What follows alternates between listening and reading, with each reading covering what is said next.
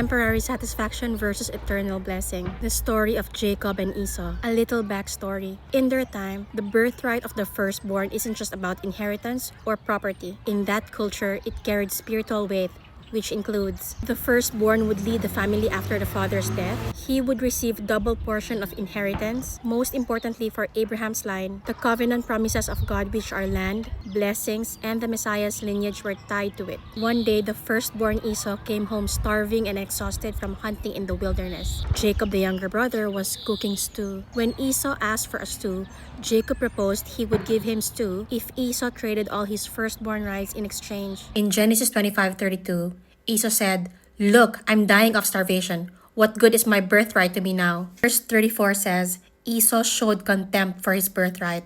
The word contempt in Hebrew means to treat something as worthless, insignificant, or beneath you. This shows that Esau didn't value his birthright at all and had no respect for its sacred privilege, treated it like it was nothing. Esau shows how easy it is to despise what's holy for the sake of immediate cravings. Jacob, in this scenario, being shrewd, cunning, and opportunistic, shows us how flawed people can still be instruments of God's plan because he later repented and turned from his deceitful ways in the Bible. This also shows how God extends grace after grace in our mistakes and wickedness by still choosing, correcting, loving, and refining Jacob, who is a picture of us all. At one point, we are all Jacobs, messy and flawed. If God could put up with them, he can certainly put up with our mistakes and detours in life.